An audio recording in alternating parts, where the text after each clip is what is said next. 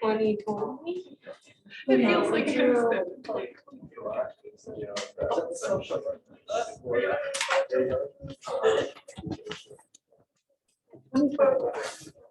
yeah, it's just still going. Around right now. Yeah. Yeah. How many parts total is there? I don't know. Don't Just say that. We never leave 20. It's terrible. That was like the worst year. But Just never know. You know, whatever happens will happen. 2020 was the It was a year. yeah. Ay. Well, spring and fall. Well, good afternoon, everybody.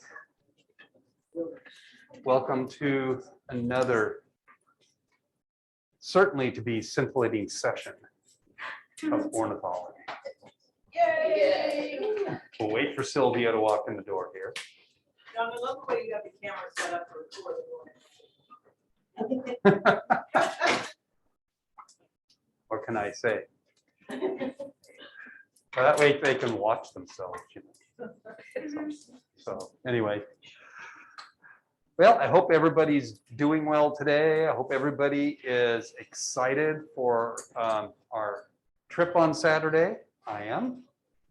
I am in absolute fear of forgetting to pick up van keys tomorrow. Although I do have electronic reminders set to scream at me at 7 o'clock tomorrow morning. So hopefully that doesn't happen. What else? Hopefully you've all seen that I posted exam scores, so you can go look at those. If there is anybody that is interested in retaking the exam, I would really like to know by tomorrow. So, so give that some thought. If you are thinking about retaking it, you might just want to have a very quick conversation with me about it. The reason for that being is that since the retake caps at a score of 80%, if you're only going to gain, say, like 10 points, no matter how good you do on it, it may not be worth your time to do it. So, so that's something that should be a consideration.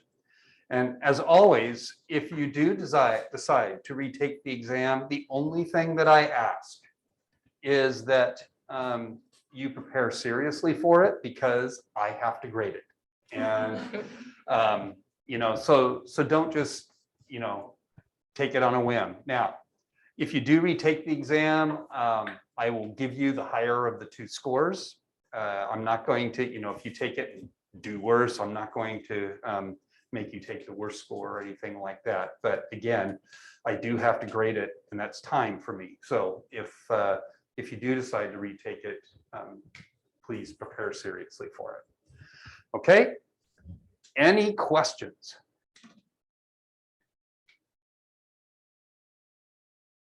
I was clear as a bell. Cool. All righty. Shall we get cracking? All right.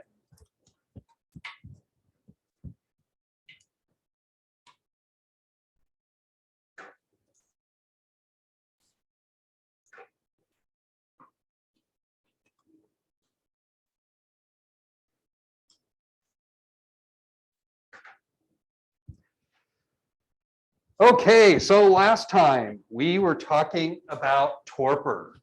What is torpor?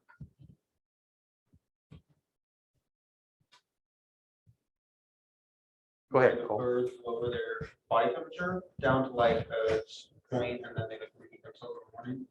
Okay, so since you say warm themselves in the morning, you obviously understand that this is typically something that happens at night.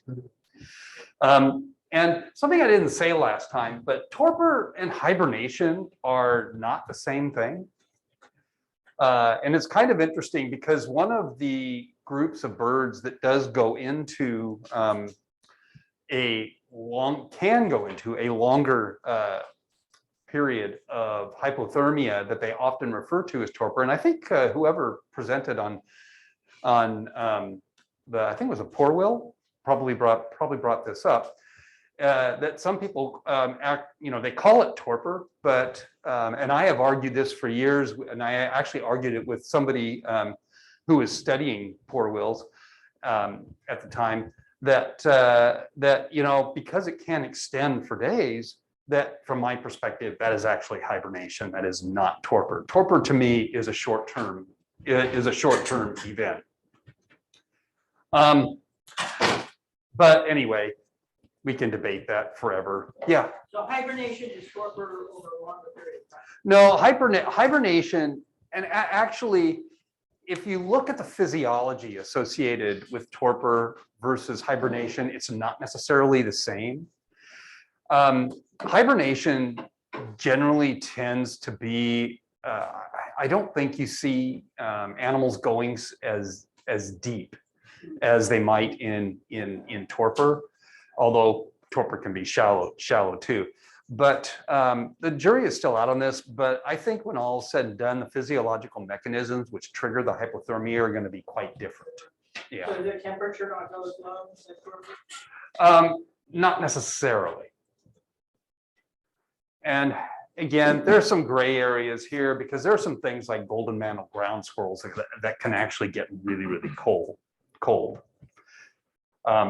But hibernation does tend to be a longer term thing. I mean, this is like, hibernation is a strategy that is used to basically make it through a tough season, whereas torpor is generally considered to be something that solves a short-term energy deficit. So, okay, so last time I left off with this diagram here. And this diagram here is just kind of an informative diagram that comes from a hot off the press paper that we just published. And it is a paper that is intended that asks the question, do hummingbirds exhibit shallow torpor? So you remember last time we looked at the scops owls from South Africa, where they did these short little dips of 3 to 4 degrees during the day in order to presumably compensate for some energy deficit that was accumulated the prior night. They didn't get enough food because they're nocturnal critters. And these bouts of hypothermia or torpor are always going to come during their rest phase. So for that owl, it was during the day because that's when they sleep. And so if we look at this diagram here, we're plotting body temperature on the y-axis here, time of night on the x-axis here. So we've got this example here of just being normothermic. During the night, the body temperature may drop a few degrees. That's not really considered to be hypothermic. It's just a normal circadian temperature rhythm. Then over here, we have an example of shallow torpor, which there are many birds that use it. So we get this drop in body temperature that is probably, no more than, just a few degrees down to maybe as much as 10 degrees in some cases. Okay. Then we have the example of hummingbird torpor that we looked at last time, where they basically turn themselves off and drop down very close to ambient temperature, unless ambient temperature passes that minimum body temperature threshold that we talked about last time. But then our question was, and this question arose from some metabolic data that we collected for another torpor paper that we published back in 2019, that suggested that some of these birds may be using a more shallow form of torpor rather than deep torpor. And so we went to Arizona, got our thermal camera out, and started tracking surface temperature at night.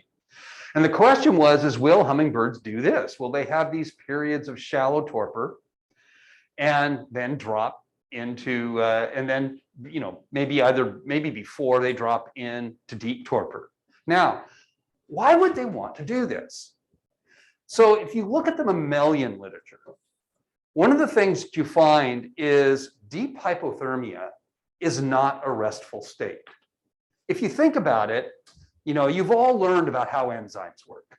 You all know that enzymes have temperature optima, and that for an endotherm, like mammals and birds, that optima is going to be a fairly high temperature, right? But if you've got a bird, or even a mammal for that matter, that drops their body temperature well below ambient, or pardon me, well below body temperature, then you can pretty much assume that the enzymes aren't working, which means all of that restorative stuff that goes on when you sleep is not occurring in these animals. And that's certainly been shown to be true in mammals. It's actually totally unstudied in birds. Okay. And so it is assumed that it doesn't really pay off for birds to never sleep per se. So if you've got a hummingbird that's going to go into deep torpor night after night after night after night, when does all this restorative stuff occur? Well, one of our hypotheses is that if hummingbirds can use shallow torpor, if they can use shallow torpor, then maybe this can be a substitute for normal sleep while still allowing them to save energy. Okay. Boom.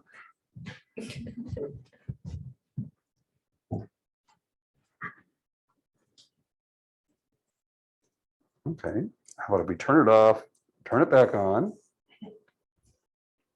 It still doesn't work, and I don't know why.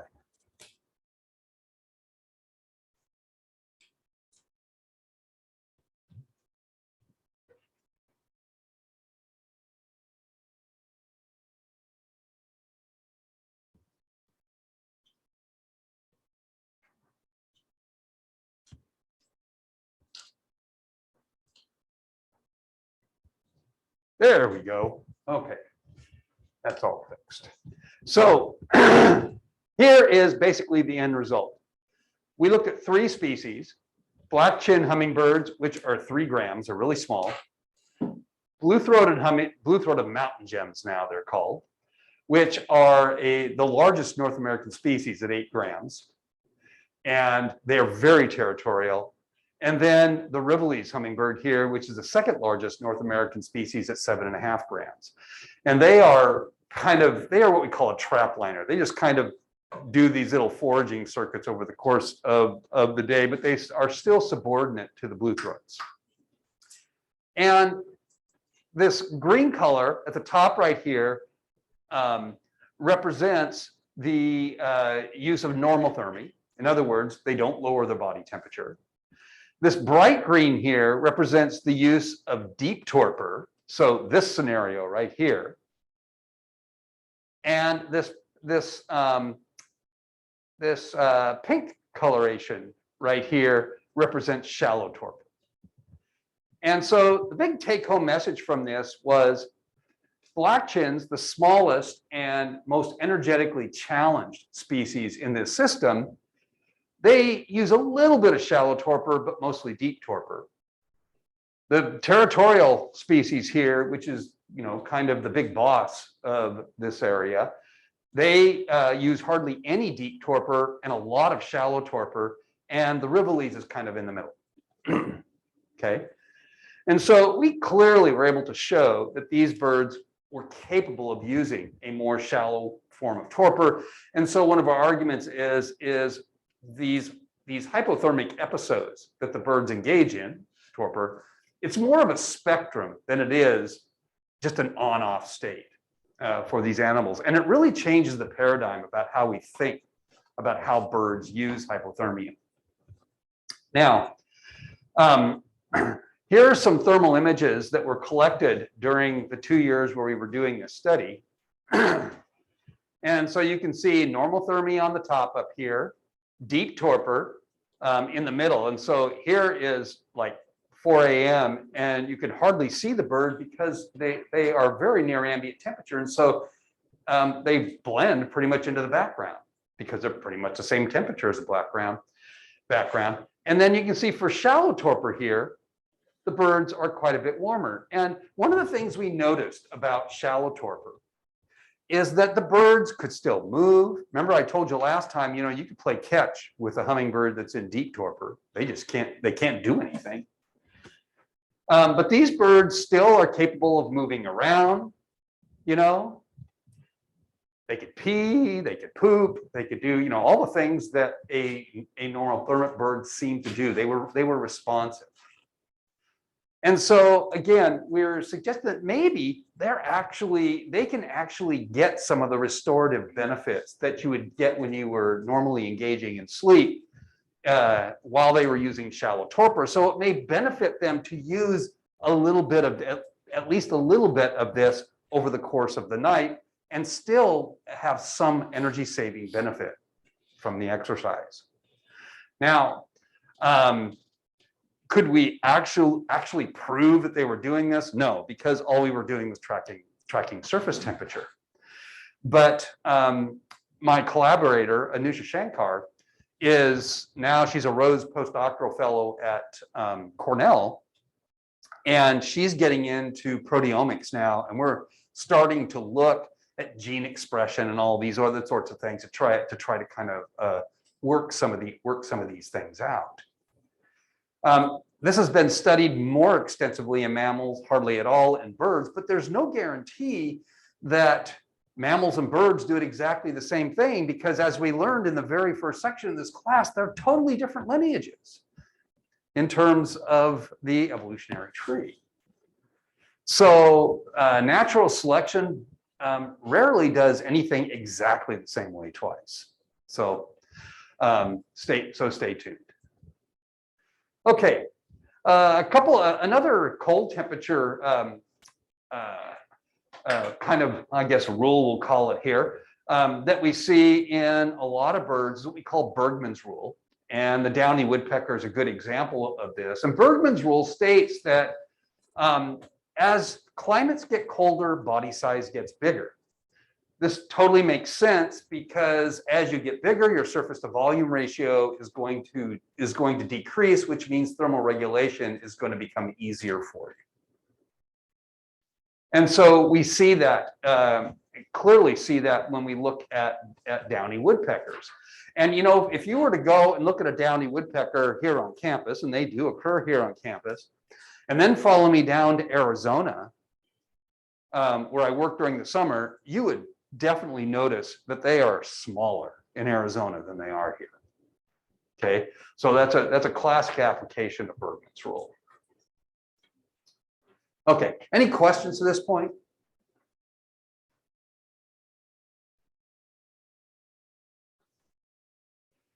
All right, since based on your essay answers on the exam that everybody is so excited to talk about bills, we're going to talk about bills.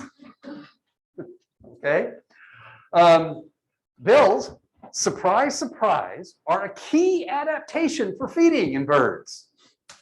Well, wonders never cease. Okay, when we look at bill size, we look at bill shape, we look at bite strength. All of these things are going to be influenced by the bird's diet. Now, this is a really important point right here. Most bills of birds are multi-purpose. And this is because while birds often focus on a particular type of food, it is very rare that a particular type of food is going to be abundant year-round. Now, there are some exceptions to this. You're never going to see Carly's red-tailed hawk go, oh, pardon me, Carly. Well, you wouldn't see her blue jay do it either. Sylvia's red-tailed hawk. You wouldn't see it going out and eating figs out of a tree, okay? It's going to be carnivorous year-round. But for a lot of birds, that say eat things like seeds, seeds are just not abundant year-round, and so their diet has to shift. And so while you may have a bill that is really built to do one thing, it does need to have the flexibility to do something else in order to keep energy intake sufficient in order to make it through the year. Okay, so bills need to be multi-purpose. Okay, so bill structure, some key features of bill structure. Okay, it consists of an upper mandible or maxilla, that baby right there, that baby right there, that baby right there. Okay, a lower mandible or dentary. I have no idea where that name came from. A variety of jaw muscles that will control the strength of bite. And this is an interesting one. A structure called the rhampotheca, which is a proteinaceous cover for the bill. The bill is made largely of bone, but you've got this proteinaceous sheath that covers it that is responsible for coloration. It's responsible for any features like serrations, notches, sharp edges. And just to illustrate the whole color thing, if you were to go to a museum and look at study skins that have been around for a long period of time, the bills will have lost their color because pigments don't last forever.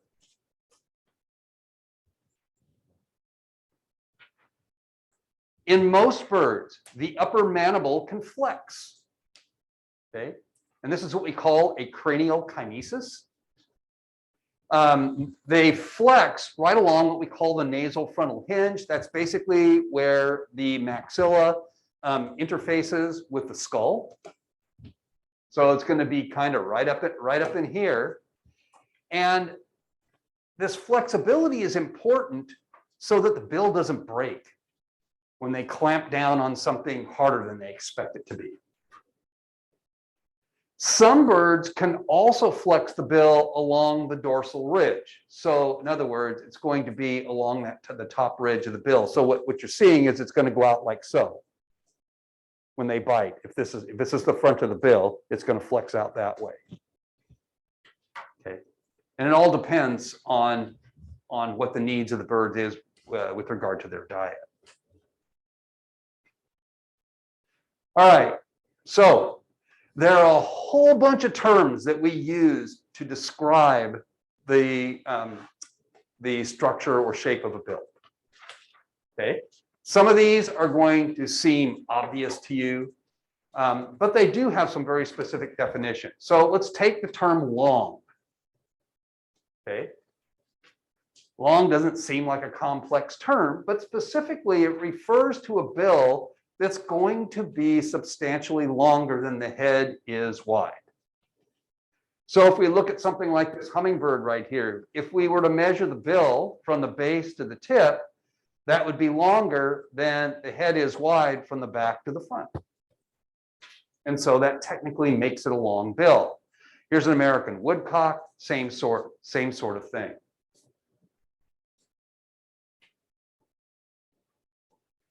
Okay. A short bill, okay, and note we are featuring Molly's titmouse. That was yours, right? I didn't get that one wrong. Okay, there we go.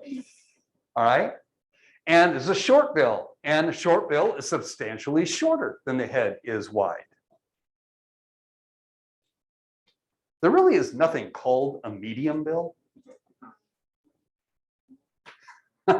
Yeah, I know that showed up in an answer. Okay. Now, the size of the bill dictates the size of food you eat. And so in this video right here, just watch these chickadees coming in. This person has a handful of seeds of a variety of size, but look at what they're pulling out. They're just pulling out the small seeds because it's what their bills can handle.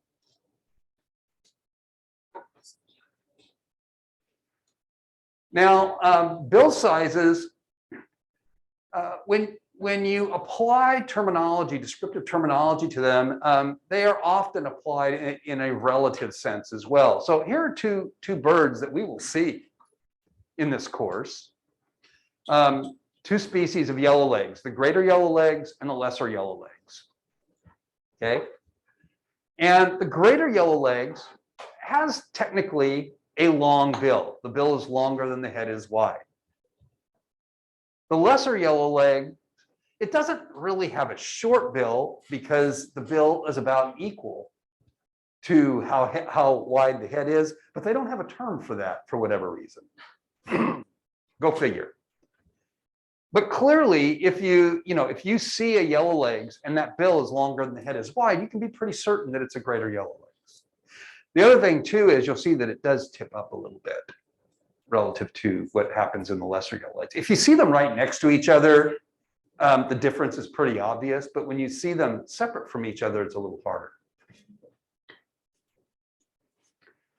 Now, both of these birds are sandpipers, and these extended bills are used for probing in the sand, and we'll just look at a sandpiper probe in the sand for a moment. We'll come back and talk about probing a little bit later as well. But here's a nice scolopacid that is down there poking in the sand, looking for little critters that are at some depth below the surface.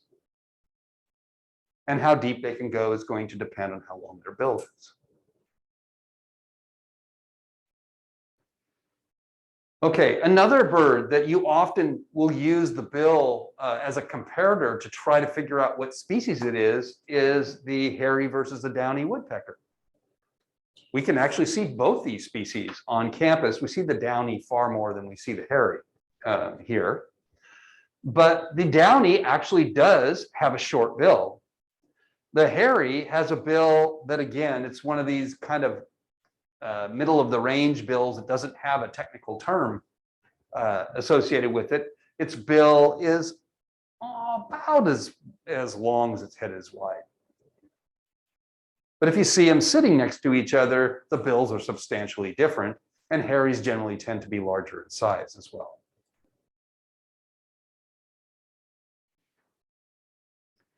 Another term that we can use to describe bills, this bill is straight. Isn't that a clever term? Okay. So a straight bill is a bill that basically aligns up with the axis of the head. So, the axis of the head going front to back, the bill just aligns perfectly with that. Great blue heron is an example of that. Okay. This is a typical bill for a heron or egret. It's really great for grabbing onto things. So here is a great egret.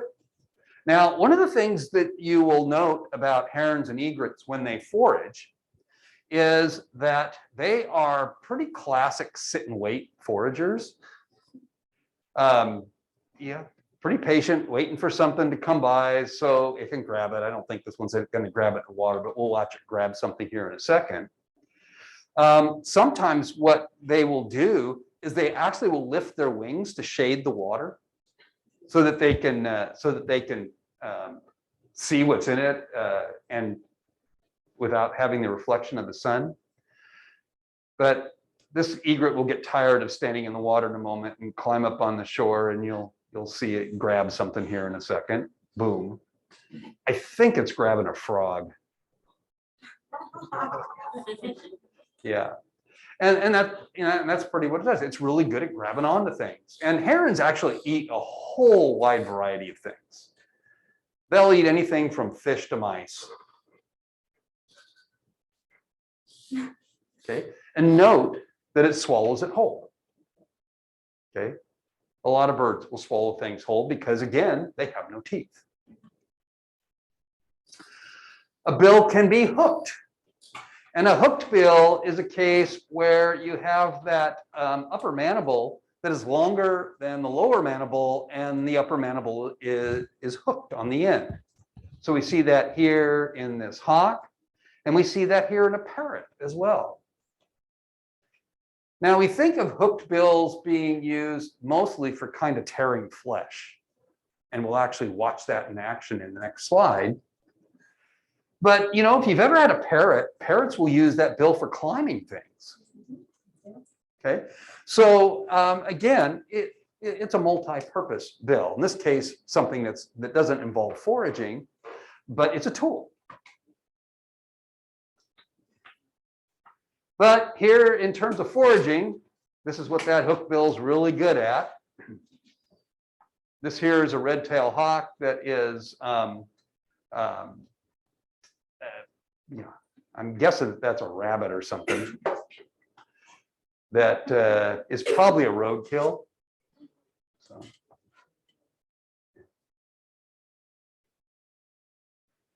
Okay, a bill can be depressed. And we don't mean this in the psychological sense. It means that it is dorsal-ventrally flattened. Okay, it's wider than it is tall. And you know, when we think of a duckbill, which is one of the major groups that has a depressed bill, you know, we think of these bills being really good for dabbling, and we'll watch a mallard dabble here in a moment. The bill has serrations on the upper mandible, and they strain water out through these serrations in order to trap a lot of vegetation, maybe some small critters in there as well. But some ducks are fish eaters. Okay, so again, this bill is being used for multiple things. All right, so let's watch this exotic creature here for a moment, and we'll get to some serious dabbling. He's putting his bill in the ground and into the water there, just basically taking a mouthful full of water and using its tongue to push it out the sides of the bill. That's what dabbling ducks do.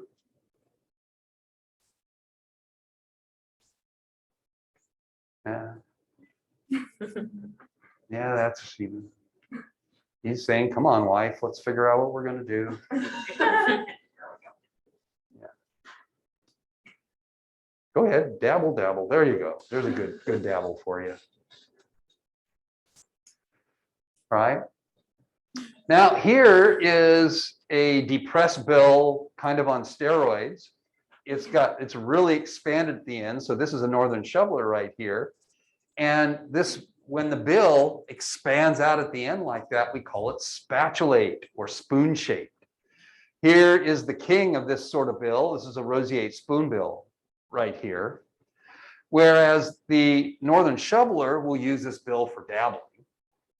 Okay, just like the mallard did in the previous slide. Here's what the roseate spoonbills do. They take this it's a long bill. So no, you can use multiple descriptors to describe a bill here. It's a long bill, it's a depressed bill, and it's a spatulate bill. All three of them are descriptors for this. And it's reaching down to the bottom and feeling around on the bottom to find something to eat. Now, I think I actually told you this at some point, a lecture or two ago, but roseate spoonbills have a ton of nerve endings at the end of their bill. Actually, I think I mentioned it last time. Okay. And so they can actually feel the bottom because they often can't see through the water. So they must know what food feels like. So Don, is the covering of the bill, is it acellular? Is it like skin? It's acellular. It's protein. Is it protein? Does it just free nerve endings that work their way through? Yeah, well, I mean, there's circulation in the bill that probably services a lot of those nerves that are growing out there as well. There may be some other sorts of living tissue, because the bill is very porous. It has a lot of cavities that move through it. But remember, the bill is a heat radiator for most species as well, which is why they have the circulation there, most likely. What cells make the protein cover? That's a good question, and I don't know the answer to it. Oh, which reminds me, why does warm air hold more water? It's kinetic energy. Yeah, they just move faster, so you get more of them that are transitioning from liquid to water. I looked it up because it made me feel stupid that I didn't know. Okay. So I'll have to figure that one out now too, because I don't know the answer to that either.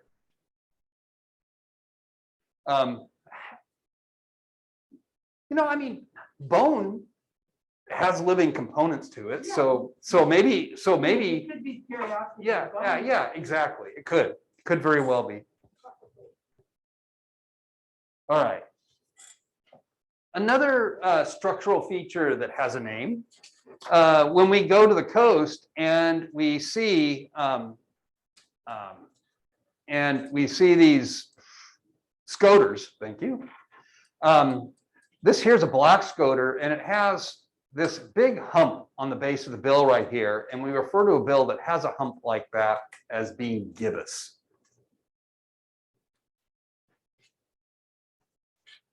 Is there any other descriptor that we could give that bill besides being gibbous?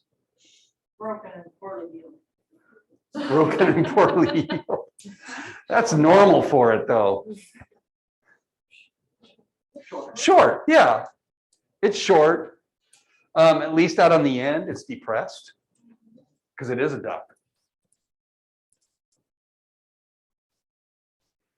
Okay. So the opposite of a depressed bill is a compressed bill. And compressed bills are laterally flattened.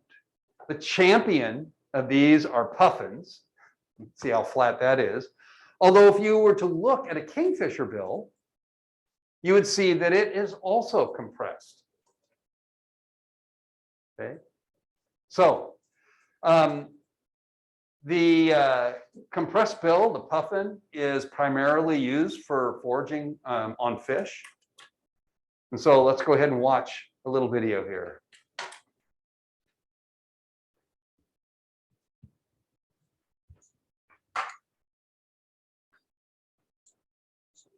Maybe. Why in the world is this not playing where it's supposed to? Okay, I'm going to figure this out.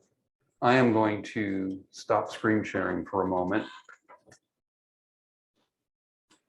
The output here, it's going to the right place. Let's go up to, okay, let's fix this. That's probably the problem. Let's reshare the screen and we will start this again.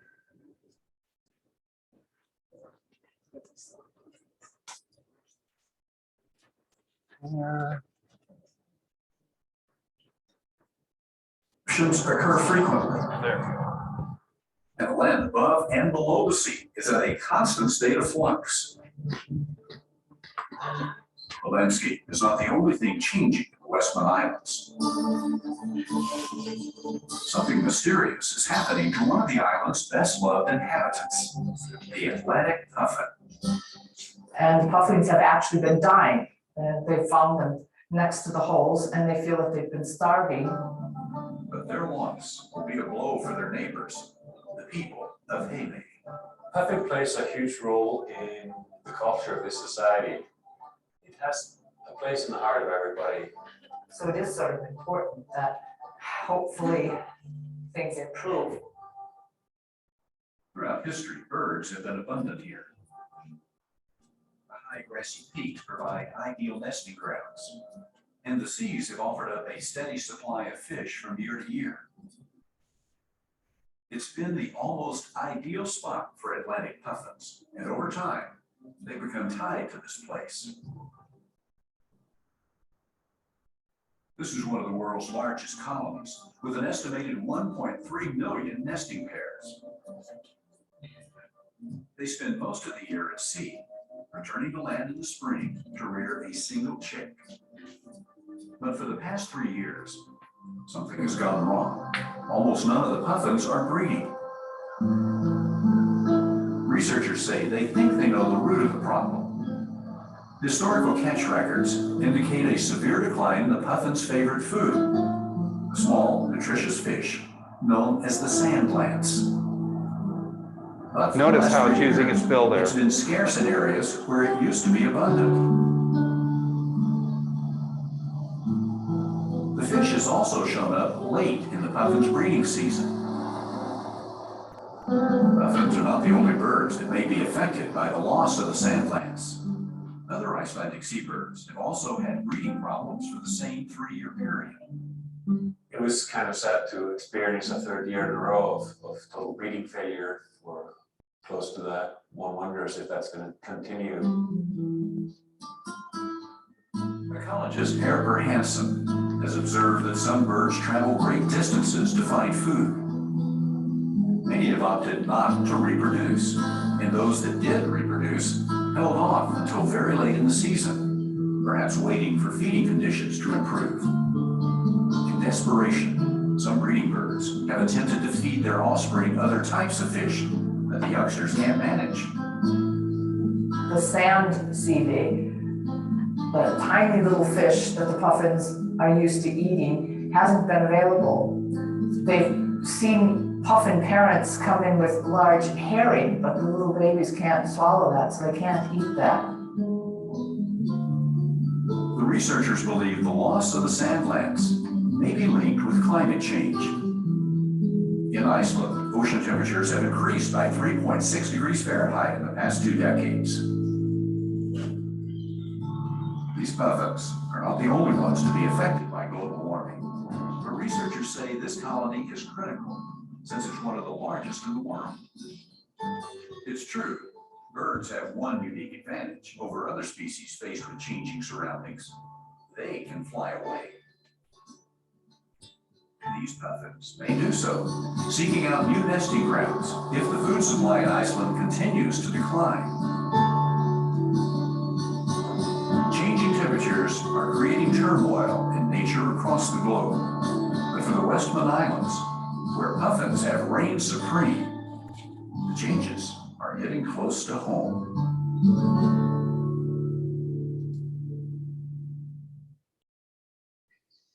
Okay. Next descriptive term is recurved. So a recurved bill is a bill that turns upward. So you can see this mild upward turn here in this godwit right here, and a more substantial upward turn in this American avocet. This American avocet we will actually see. We will also likely see a godwit, but it won't be this species of godwit. Okay. The avocet is interesting because they use this recurved bill to forage in a very different way than we see most shorebirds foraging. So here is an American godwit in basic plumage. In basic plumage, they don't have their brown head. And while this one sits here for a moment and thinks about what it's going to do, in a moment it will start foraging.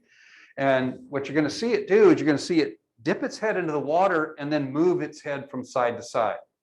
And so what it does is it takes that portion of the bill that turns up and lays that flat on the mud in the bottom and sweeps it side to side instead of probing like most shorebirds do.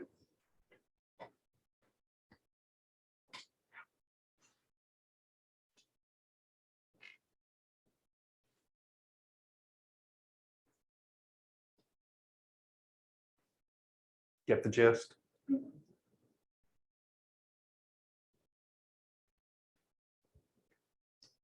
The opposite of recurved is decurved. And we've seen some birds with decurved bills. This brown creeper right here, which we've seen a few of, has a slightly decurved bill.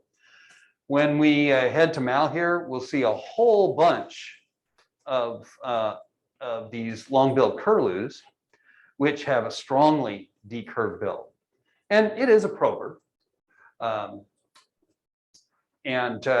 I'm not sure what the selective pressure is for making this bill decurved, but it is decurved. When we look at a woodpecker bill, another character that we can define for that is what's called chisel-like.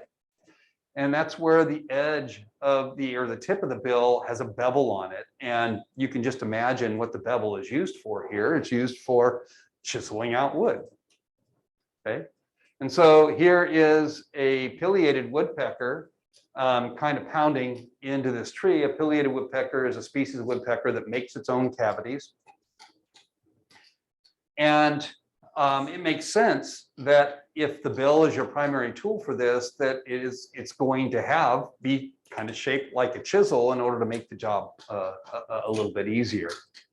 And you can see it peeling off chips of wood there, and how they keep from getting a headache.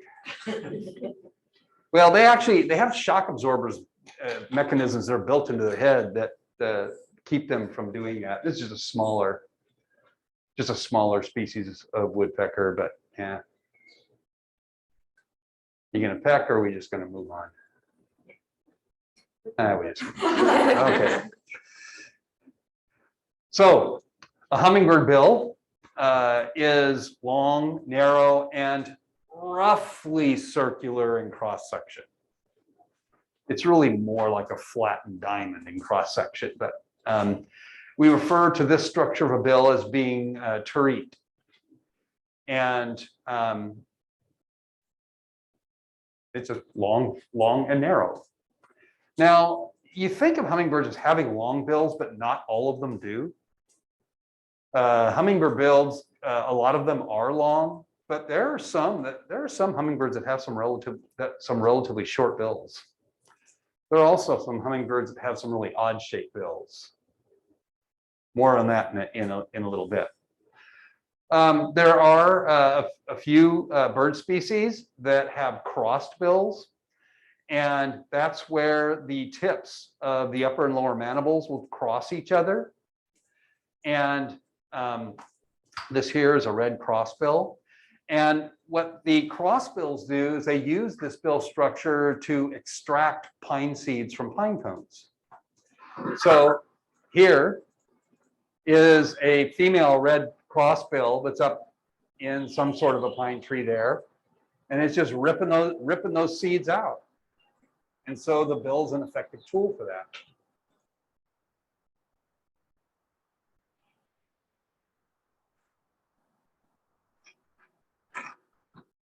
All right. Another unusually shaped bill that we have a name for, we see on the flamingo, and it is an example of what we call a bent bill. And a bill is bent if it abruptly deflects, usually downward and towards the middle of the bill. And the flamingo bill is somewhat interesting because if you look at it structurally, it looks a lot like a duck bill inside with types of serrations and stuff that it has. And flamingos do kind of dabble, but they do it differently than the ducks do. They actually turn their head upside down and make the top of the bill the bottom. And so you can see how being bent supports that feeding strategy. And flamingos feed on a lot of plant material, probably some small critters as well. They are one of these species whose plumage coloration is highly dependent on carotenoids. And so a lot of the raw material for producing those pigments comes in their diet. A bill can be stout. So if you look at something like, like a lot of gallinaceous birds, so, in this case, this partridge or grouse here, you have a bill that is very tall and very wide, okay? And stout is a good word because they're strong bills. So this would be useful for a bird that is going to eat something that's hard.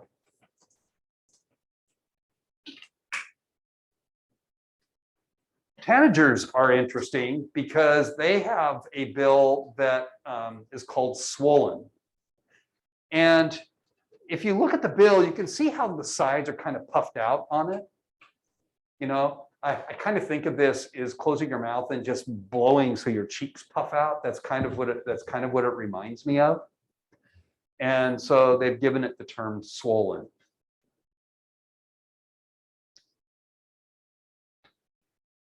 Sparrows and finches have what we call conical bills. They're shaped like cones. This is a classical seed-eating bill. So here we have a white-throated sparrow and a purple finch right here.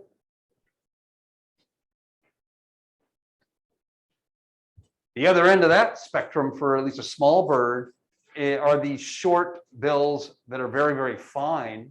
And these are designed largely for consumption of insects. And we call these acute. So if we look at something like a warbler, okay, or even a kinglet, would have these acute bills that are very fine and come to a very sharp point.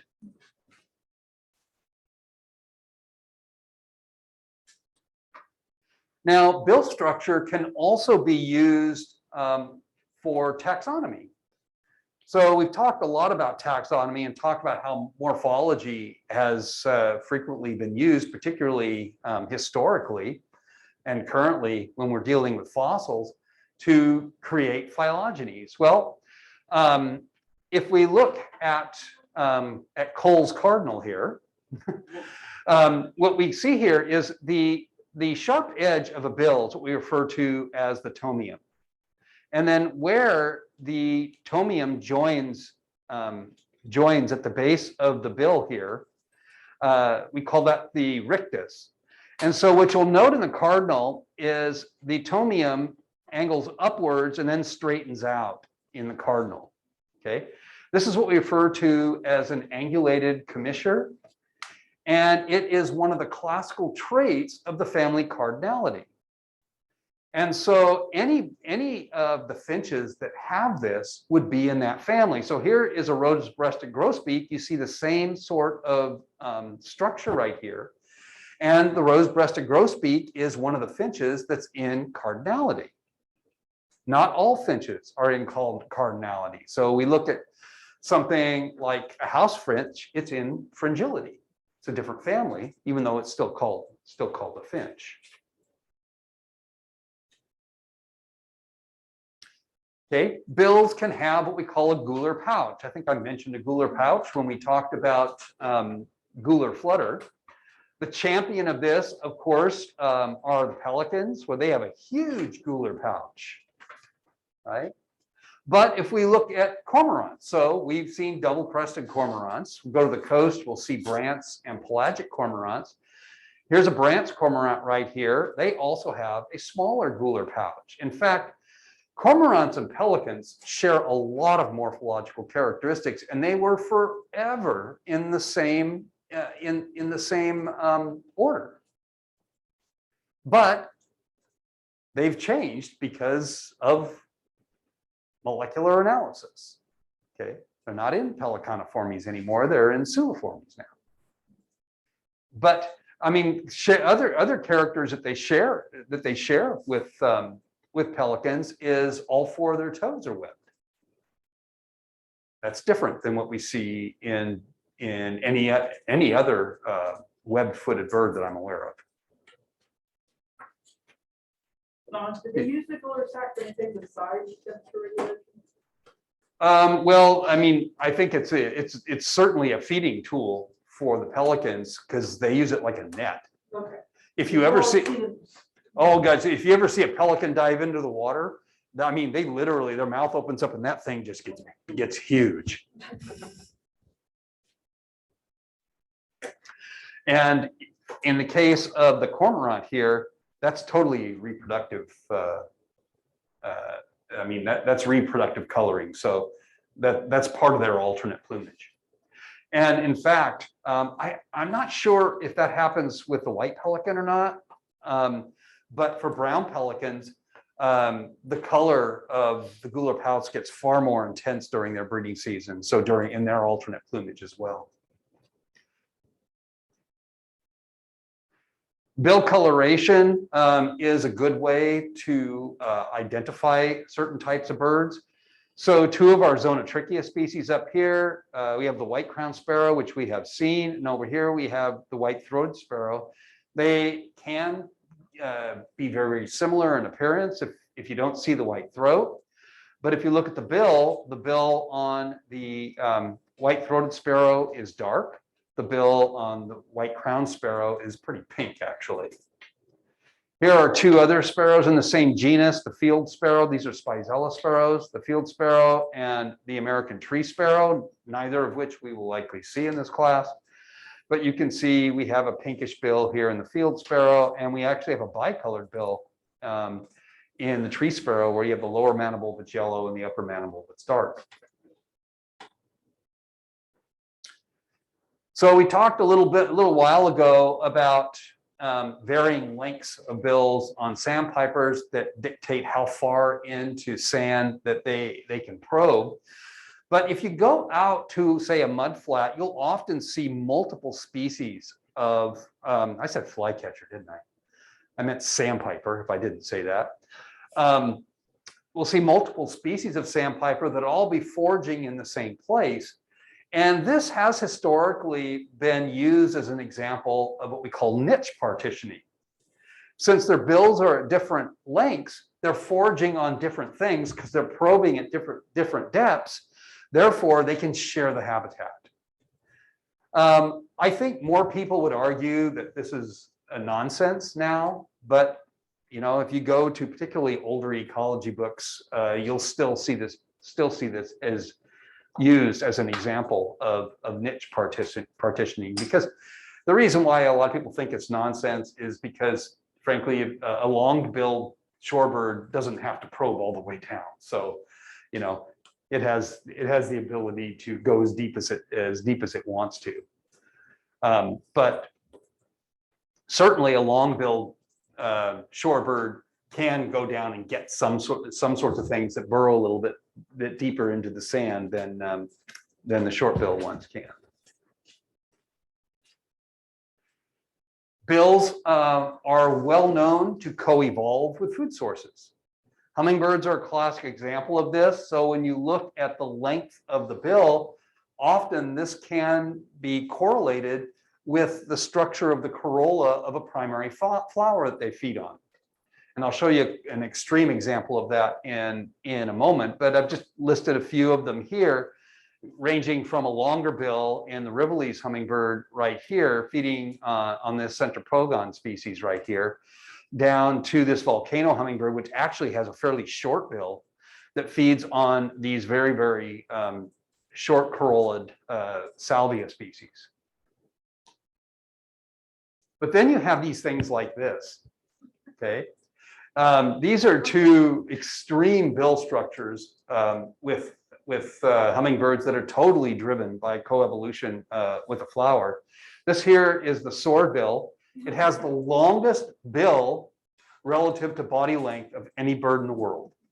I have actually seen this bird, and it was one of my bucket list items when I was in Ecuador. And these guys feed on these huge trumpet flowers. And they come up from underneath it and they stick these long bills up into these things. And clearly there's a relationship there. And then this is a sicklebill. Note the extreme decurvature on the bill right here. These guys feed on these Heliconia species right here. And this is one species of hummingbird that always perches to feed. And so the corolla on these flowers is curved, and they just slip that bill right in there to feed. So again, and these are interesting because they are so tied to this plant. I know I have a friend who studies these on some Pacific island somewhere. I forget which one.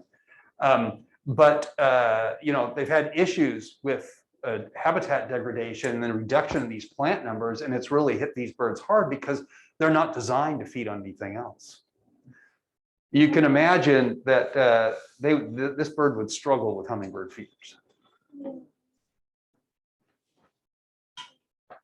Okay, so let's talk about the digestive tract a little bit. So we talked a lot about bills and bill structure and feeding diversity and all these things.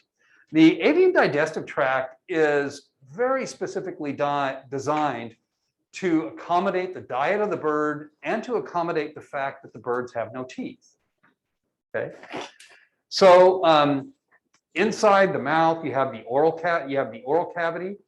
Oh, before I said, all major parts of the digestive tract have examples of adaptations that have occurred in order in order to accommodate a very specific diet type. All right, so in general, the digestive tract is designed to rapidly extract energy. Birds are very opportunistic foragers.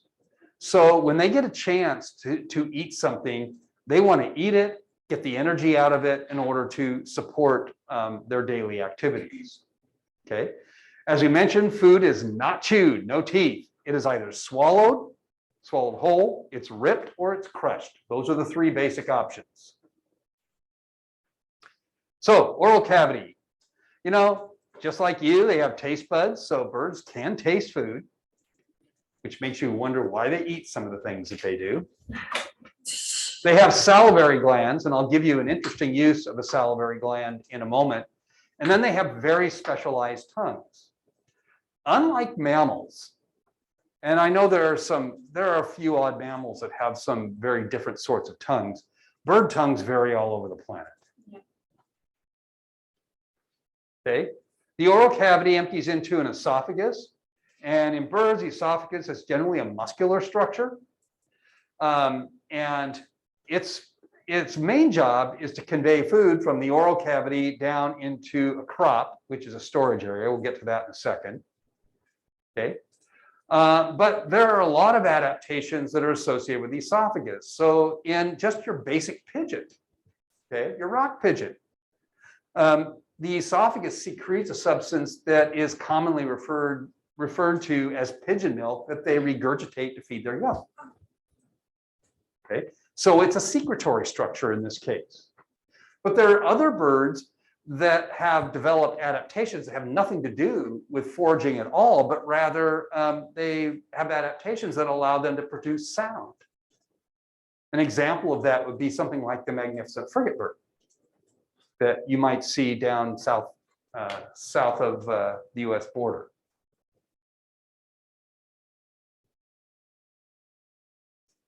Okay, have you all heard of bird's nest soup? Oh, yeah. No, I'm serious. Like, they have it in China or something. Yeah, they have, yes. It's super It expensive. is considered a delicacy.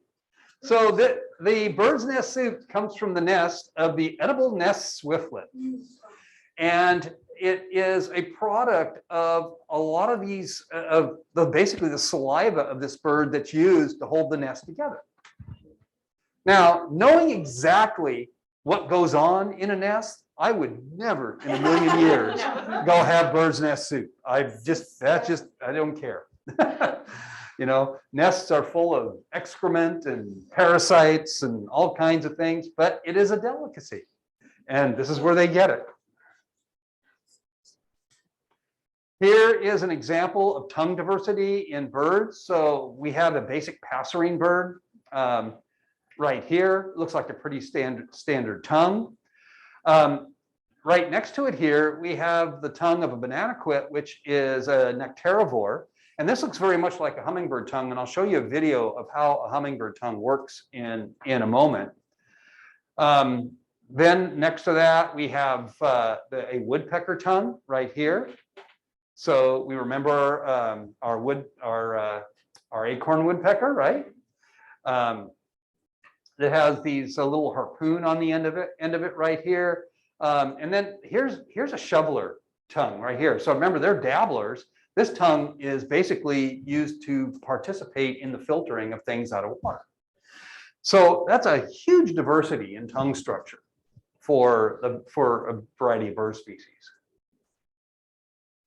This, I believe, this is a picture that comes out of your text, and I believe this is an acorn woodpecker. But again, you can see, as we learned in our talk on the acorn woodpecker, the tongue literally wraps all the way around the head and inserts like near the nostrils. And they use this tongue to dart into holes and grab things and pull them out. So, you know, a lot of times you will see a plethora of woodpeckers that will go into areas that are recently burned, and they will be getting into these trees and pulling beetle grubs out of them. And some woodpecker tongues are very harpoon-like. Others tend to be a little more sticky so that they will grab onto things that way. So it's really, it's a real highly adapted tongue. All right, now here's a video of how a hummingbird tongue works. It used to be thought that hummingbird tongues worked by capillary action. So this is a hermit hummingbird that's feeding in a feeder. There's a fellow up at University of Washington who, one of my former research students, is a technician in his lab right now, who contributed to these videos right here. But notice how the tongue splays when it comes out of the mouth. So it's very similar to that banana quid. But in the next iteration here, these splays, they come out and they go together, and then watch what happens. It rolls up as it moves forward. Okay, can you see that happening? And it captures the sugar solution. And here you can see it even closer up. And then the tongue gets pulled back into the head. So it's actually more like a lapping action than it is capillary action. And this was pretty monumental because this is the first time anybody ever really described how hummingbird tongue works. It's amazing work.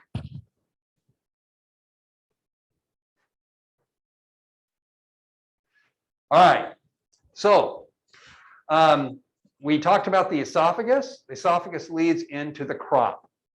The crop is probably the best mammalian analogy for the crop is the mammalian stomach. It's a storage area. It can be secretory, not always, but can be secretory. So it's a place where that's the first place where food goes after the mouth. And it sits there, it can be softened, and it certainly regulates how fast the food is going to enter the rest of the digestive tract.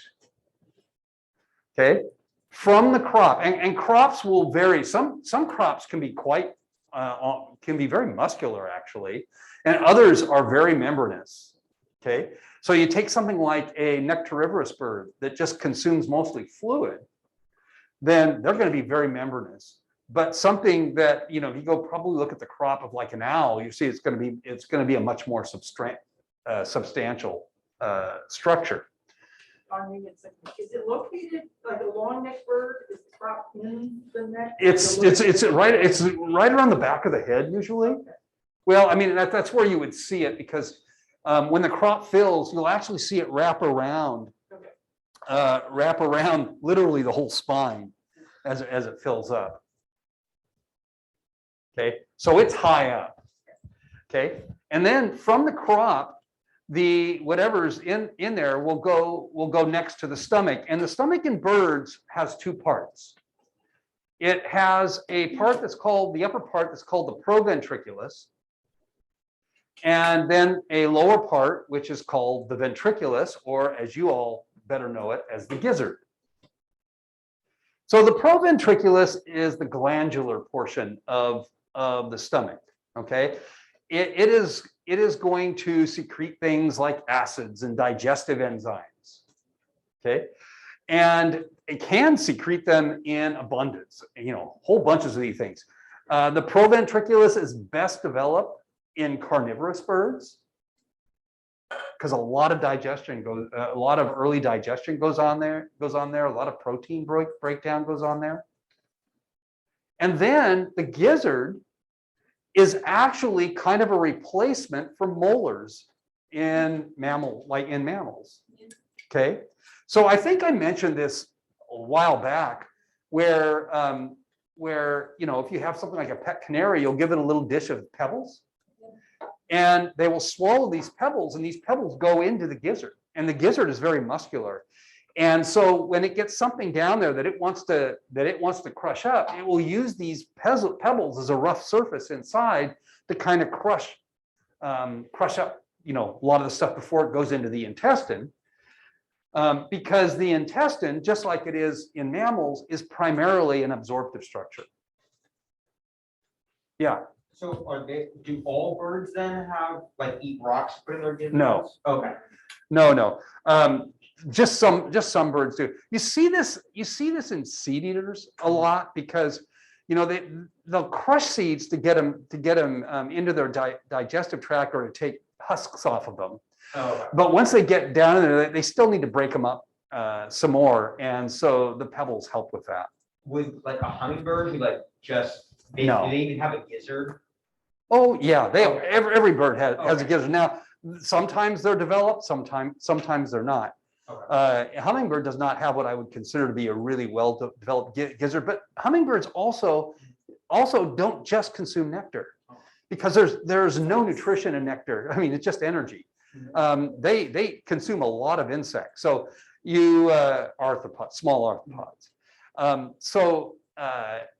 So they have to be able to deal with that. So talk about a multi-purpose bill. Every time I see a hummingbird that's out, what I call gnat catching, because I think of Mr. Miyagi and his chopsticks in Karate Kid.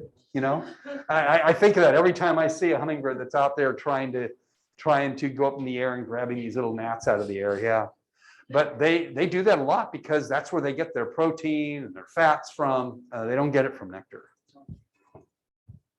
And so they eat things like spiders and beetles and wasps. I actually did a study many years ago where I looked at what they had in their digestive tract, and it's quite diverse. The intestine is going to vary a lot depending on the bird species, largely depending on their diet. It can range from 3 to 20 times their body length. The average is 9. And as would be the case, even with mammals, it's going to be shorter if you're a carnivore because meat's easier to digest. It's going to be longer if you eat a lot of plant material because that's harder to digest and it needs more time. Okay. There are some birds that will have a ceca that comes off, and here you can see a small one here coming off this diagram. And this is going to be most pronounced in species that consume plant material. It's largest in chickens and in ostriches. And I'll show you the very last slide I have in this topic will show you some examples of complete digestive tracts of a variety of birds. But in this particular case, it basically does what the rumen of an ungulate does. It contains microorganisms that help them to digest plant material. Yes. What do ostriches eat? I just want to know. Well, they clearly eat plant material. Yeah, of course, but like. They're also really mean. Yeah, they are. Yeah, I've talked to people who have raised them and said they will pull your guts out if you give them a chance to do it. So, but they eat a lot of plant material. Okay. All right, this is actually my last slide, so we're going to get done a couple minutes early. So here is a variety of digestive tracts for some various birds. So again, here's a chicken. There are those big ceca right there. Here's an ostrich, really long. Notice how long that is. Okay, and big ceca right here. Red-tailed hawk right here, relatively short, no ceca, but boy, he's got really, really well-developed proventriculus, as well as gizzard, because they got to deal with bones. So anyway, you can see just how variable digestive tracts can be in birds. And notice ruffed grouse also has some pretty big ceca there as well. All righty, and so that is a wrap. Yes. So mammals can't really absorb much in the way of nutrients from the large intestine that birds can.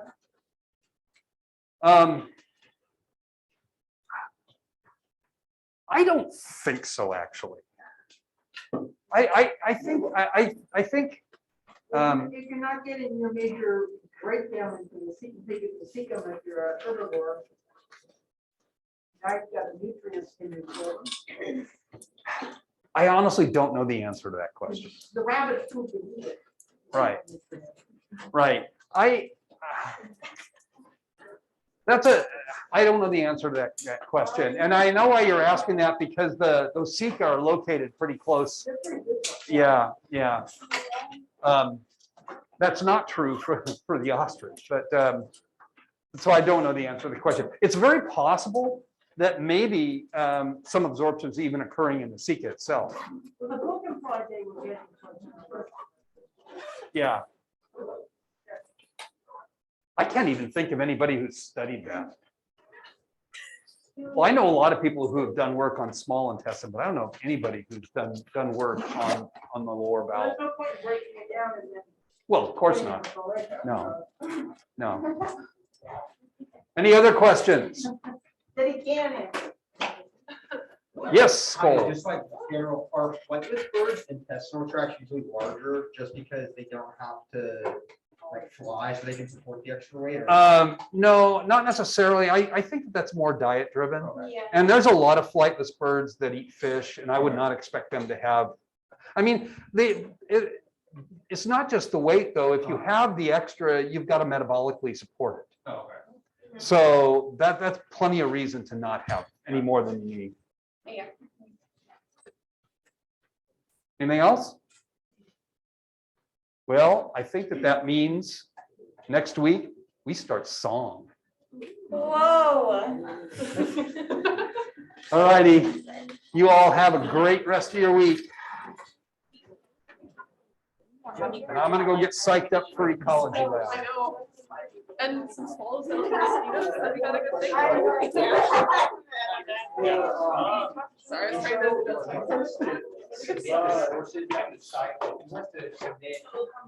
was trying to. You should, and they should also be cited in your intro. Yeah, I would like to have your bibliography.